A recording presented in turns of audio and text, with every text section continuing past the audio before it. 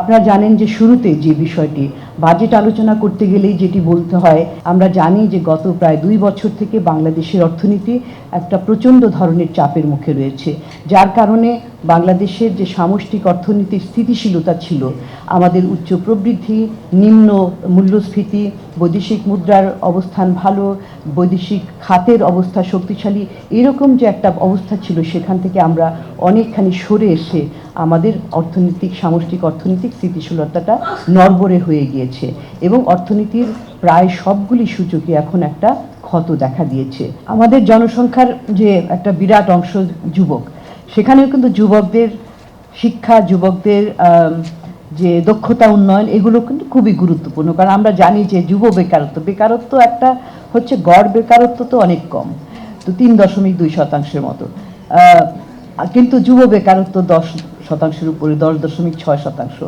তো এই যুবকদেরকে কর্মসংস্থানে আনতে হলে একদিকে তো তাদের প্রশিক্ষণ দেওয়া, শিক্ষার মান উন্নয়ন করা, এবং তার পাশাপাশি তাদেরকে কিন্তু তাদের জন্য অ্যাক্সেস টু ফাইন্যান্স, তাদের জন্য অর্থর ব্যবস্থা করতে হবে যাতে কিনা তারা স্বনিয়োজিত হতে পারে।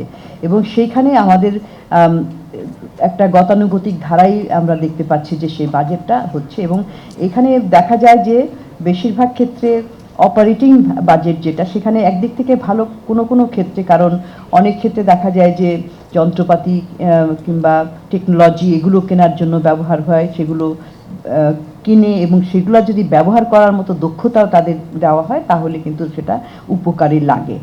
এটাও কিন্তু সেই একই ট্রেন্ড গত বহু বছর থেকে চলছে।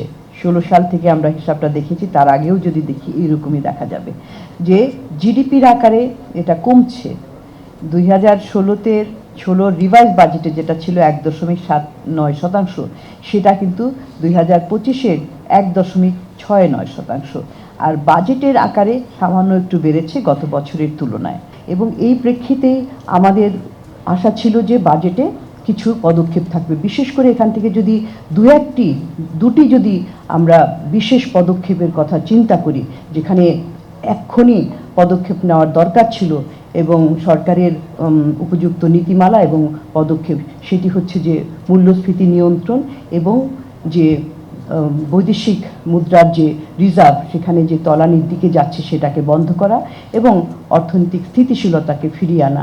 অর্থনৈতিক প্রবৃদ্ধি, যেটা নিয়ে আমরা সব সময় গর্ব করতাম যে এত প্রবৃদ্ধি হচ্ছে, সেখানেও কিন্তু একটা নিম্নগতি দেখা যাচ্ছে। এছাড়া বিদ্যুৎ এবং জ্বালানি খাতে সেখানেও সরবরাহের সমস্যা রয়েছে এবং দামের উচ্চ মূল্যেরও দেখা দিচ্ছে।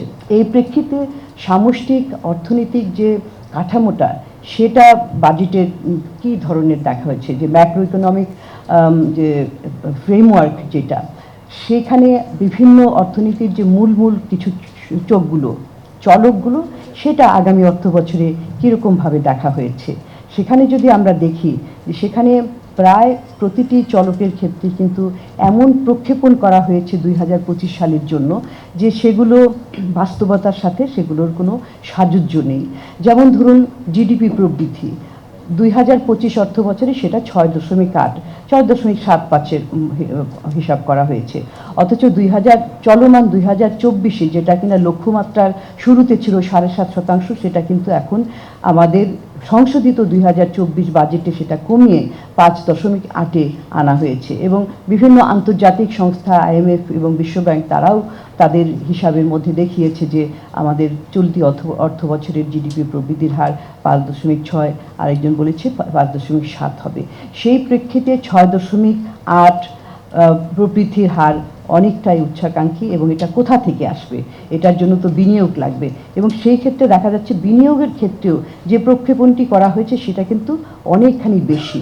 আমরা দেখেছি যে গত অর্থ বছরের যে গ্রস টোটাল যে মোট বিনিয়োগের দিকে দেখি, সেটাও যে লক্ষ্যমাত্রাটি ছিল সেটা সংশোধিত বাজেটে কমিয়ে 31% করা হয়েছে, সেটা আগামী অর্থ বছরে 33.4% করা হবে আশা করা যাচ্ছে। এবং ব্যক্তি খাতের বিনিয়োগ সবচেয়ে গুরুত্বপূর্ণ, সেখানে দেখা যাচ্ছে যে সেটাও কিন্তু অনেক দিন থেকে আমরা বলছি একটা স্থবির, একটা 24-25% মধ্যে একটা স্থবিরতার মধ্যে রয়েছে। 2024-এ সেটা প্রাক্কলন করা হয়েছিল 27.4%, এবং পরবর্তীতে এসে এটা সংশোধন করে 23.5% করা হয়েছে। সেখান থেকে হঠাৎ উল্লম্পন করে 27%, 27.3% এক বছরের মধ্যে হবে কিভাবে, কোথা থেকে সেটা আসবে, সেই বিনিয়োগটা, সেটা কিন্তু আমাদের কাছে বোধগম্য নয়। সেই জন্য এই যে হঠাৎ ড্রামাটিক্যালি একটা ইমপ্রুভমেন্ট হবে, সেটার জন্য কি ধরনের ব্যবস্থা রয়েছে সেটা অর্থনীতির অন্যান্য জায়গায় কিন্তু লক্ষ্য করা যাচ্ছে না। বিশেষ করে বর্তমান সময়ে তো বিনিয়োগের পরিবেশটাই অনেকটা সংকুচিত হয়ে আছে অনেক ধরনের চাপের কারণে।